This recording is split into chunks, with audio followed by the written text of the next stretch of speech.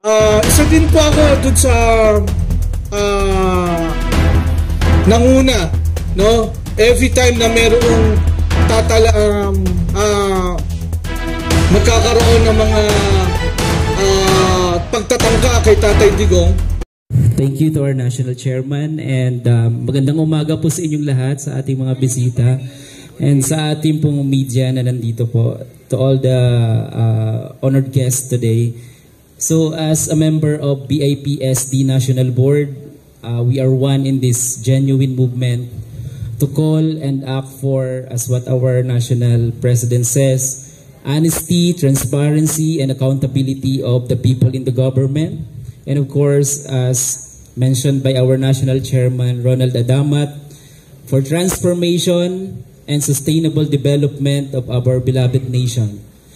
I believe that this movement is beyond political, but most importantly, that the voices of the Filipino people, the underprivileged, and the unheard leaders of good governance will be the most sought after voices in the near future. Maraming salamat po.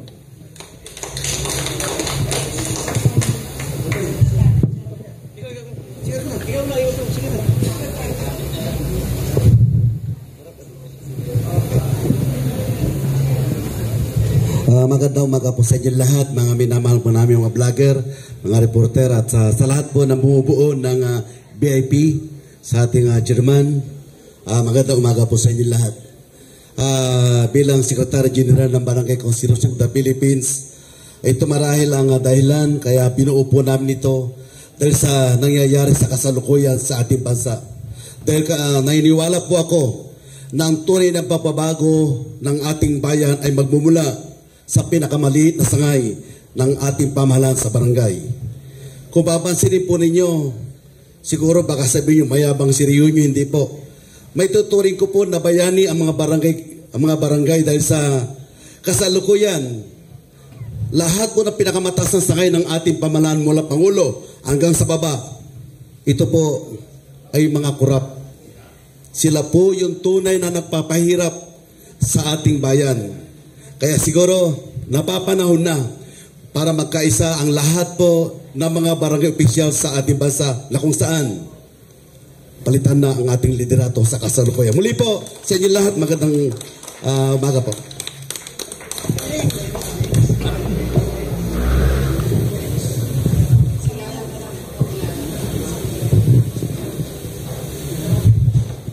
Magandang araw po sa ating lahat. Sa mga nasa presidential table, higit sa lahat yung ating yung ating media, mga vlogger. Ako po si Samuel Ramos. Ako po ay Regional Chairman ng Manila Taxi Regional Association at National Director ng National Public Transport Coalition o NPTC.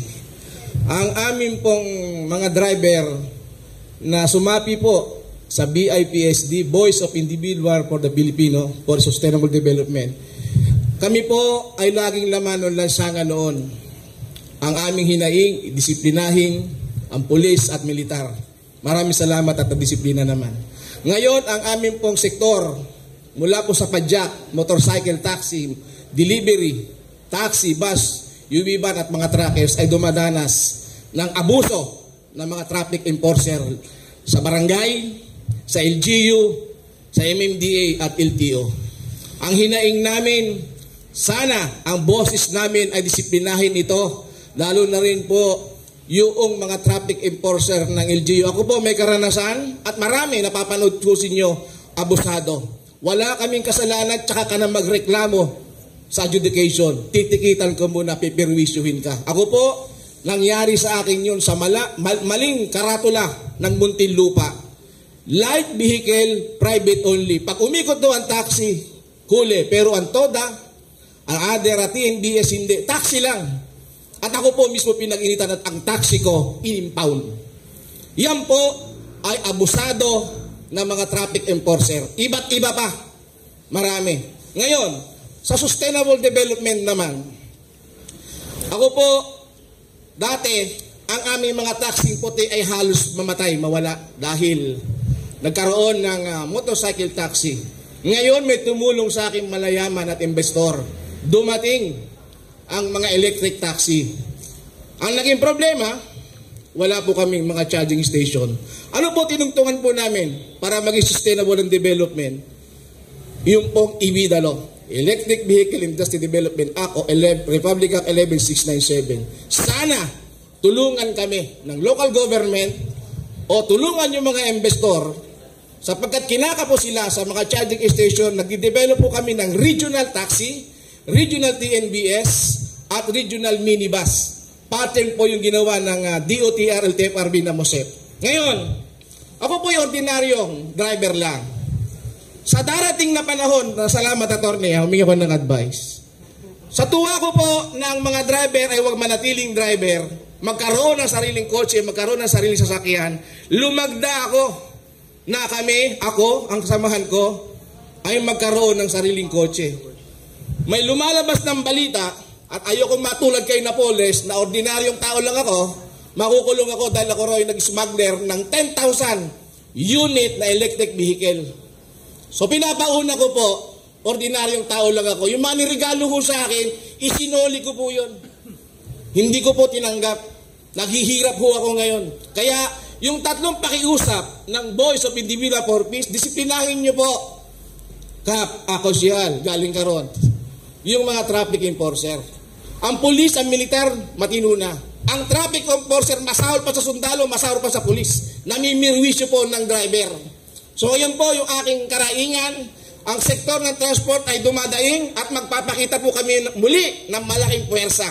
Maraming salamat po, Samuel Ramos, mahaba magsalita at hindi tumitigil hanggang hindi pinapalakpakan. Salamat po. Sorry, just a very quick advertisement. Paging whoever owns Honda car black plate number ZTR412. Anyone? Again, Honda car black plate ZTR412. Kindly move your car. Is that your sir?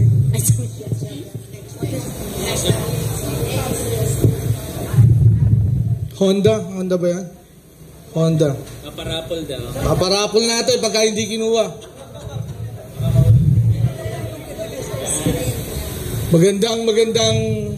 Magandang lalaki ho ako sa inyong lahat.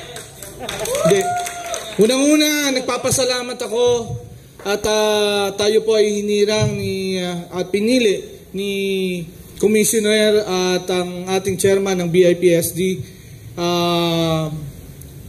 Commissioner Ronald Adamat. Alam niyo po si Commissioner, natatandaan ko, nakasama ko po yan sa kay former President Duterte. Kami po ay parehong presidential appointee. Pero siya ay nakilala, i-share ko lang, ay kung natatandaan nyo, siya yung nagsalita ng over my dead body. No? Kasi that time, parang ang gusto ng mga makakaliwa, pinagtatanggal lahat yan eh. Si Ronnie, Kotsehal, pinagtatanggal yung mga nakaposisyon, binigyan ng posisyon yung mga kaliwa, pero pinagtatanggal lahat yan. Ang ginawa naman nila, ang plano nila, pabaksakin si Tatay Digong that time. So nagkaroon naman kami ng isang assembly ng mga pulong. Kung natatandaan nyo yung MRRD, NECC, isa po tayo sa mga membro nun at tayo po ang NCR chairman ng Metro Manila. No? Isa din po ako dun sa nanguna. No? Every time na merong magkakaroon ng mga pagtatangka kay Tatay Digong, kasama ko yan si Dang, no, ang buong MRRD. Ako po yung front liner. Pagka merong mga rally, tinatapatan natin yung mga makakaliwa. Ayan na, umulan na. Okay. Naging appointee po ako ni Tatay Digong sa DAR at saka sa DILG. Tama po yung sinasabi ni Kotsehal Ronnie. Hindi lamang yan sa DPWH. Ako po, nasa DILG, may mga data kami. No, kung bakit kami napunta sa DAR, kung bakit ako napunta sa DAR, kasi inalis kami sa DILG dahil doon sinumplong namin yung mga tiwali, no? Yung mga hindi magagandang ginagawa dyan sa DILG. Napakadami. Hindi lang yung DPWH. Ako ang sinasabi ko nga, yung mga sinasabi nilang institutional knowledge, yung mga matatagal na sa gobyerno, yan po ang mga tunay na mga korap sa gobyerno. Pagka may bago, katulad natin, nung inappoint po tayo sa gobyerno, bago tayo, ang tawag sa amin, mga bakasyonista lang yan, mawawala din yung mga yan. Yan ang mga sinasabi nung tinatawag na institutional knowledge. Dapat pagtatanggalin yung lahat ng matatagal na ng mga empleyado dyan sa gobyerno. Dahil sa kanila nagsisimula yung pagtuturo ng mga tiwali sa gobyerno.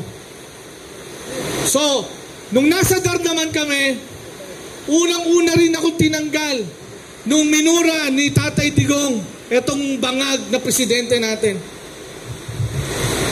Ang unang-unang tinanggal, alam ko po, ang Davao Regional Director. Tapos, isinod na yung mga Duterte na mga nakapwesto. Ano ba ang ginagawa ko sa DAR? Wala. Halos sa buong buhay ko, binolonteer ko para lang sa mga magsasaka. Kung natatandaan nyo po, nung pandemic, kami ang nanguna doon sa buhay sa gulay. Walang nakakalabas. Kami po, lahat ng community sa Metro Manila, pinadala natin yan ng pagkain, pinadala natin yan ng mga gulay o kung ano man yung mga kailangan ng mga community. Nagbo-volunteer po tayo kahit wala naman po tayo. Sabi nila, pag nasa gobyerno ka, lalo na director po ako, mayayayaman ka. Nung isang araw lang po, naputulan ako ng Meralco. Buti pa yung Meralco, hindi namin mapakiusapan. Pero itong mga tiwaling mga buhaya sa gobyerno, ang kakapal ng mukha hanggang ngayon, kahit kitang-kita na sa dilim yung kanilang mga ginagawa, nandiyan pa rin. Sa akin po, tama na, sobra na. Kung sinasabi nung unang people power, tama na, sobra na, palitan na. Ito hindi lang palitan, no? Dapat ikulong. Pagpapatayin natin itong mga to, no? Natatanda ako nung college ako Tinanong ako ng isang professor, Mr. Jesta, ano ang maiaambag mo sa bansa natin para tumino at maging maganda at maging maayos? Natatandaan ko to. Alam niyo po, sabi ko, tingin ko ito mangyayari na. Ang sabi ko to sa professor ko, lahat ng tao, pati ako, patayin nyo na rin. Bakit? Itira natin yung bagong henerasyon na mga, sabihin na natin 1 taon hanggang 10 taon o kung ilang taon yan. Pero may mga ilan tayo, no, ng mga tao na ititira. Katulad ni Chairman Adamat. Itira natin si Dr. Richard Marta, no? Si Konsehal. Alam nyo po, nagpatino to. Kung natatandaan nyo po, nasa DILG ako po ang head ng Urban Purnon sa DILG. Marami po tayong leader dyan sa Batasan.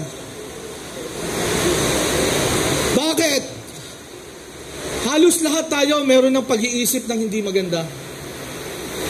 Sabi ng professor ko, napakawalang iya mo. Pati ba naman tayo? Hindi, joke lang po yun. Pero eto na po yung eto, nakikita na natin yung pinaka worst na nangyayari sa bansa natin, sa Pilipinas. Hindi na maganda. Sobra na, palitan na. Pagpapakulungan yan o kinakailangan, bitayin yan. Muli, una-una nagpapasalamat ako doon sa mga kasama kong direktor, Sir Sam, Sir Rolly, Sir Erwin, no, lahat, Sir Nino, at saka kay Sir Ray. yan po mga matitibay na mga direktor na pinili ng BIPSD. At tingin ko, tama po na simula pa lang to at magpaparami tayo para sa mga susunod na laban natin. Nalaban natin dito sa ating bansa. Muli, salamat din sa mga umaten ng Urban Port ng Quezon City sa nandiyan dyan. Taas po ang kamay, yan, si Aling Mercy. Ang mga taga Bulacan, nandiyan si Erica Angeles. Mga taga Caloocan, Joel Garcia, no? At saka yung mga operator ko na nakasama sa iba't ibang lugar ng bansa. Ngayon, magmi-meeting kami, no, ng mga operator. Gusto namin maglagay ng mga politiko sa ating, lalo na sa barangayan hanggang sa national. Magmi-meeting kami para pumili ng mga tamang leader, no, sa 2026 sa barangay hanggang sa 2028. Of course, walang duda, BP Sara, no? Simula pa noon hanggang ngayon, titindigan namin ang mga Duterte dahil sila lang, no, ang nakita namin na pamilya na mga namuno sa ating bansa na mayroon talagang tunay na pagbabago. Muli, maraming salamat at magandang hapon sa inyong lahat.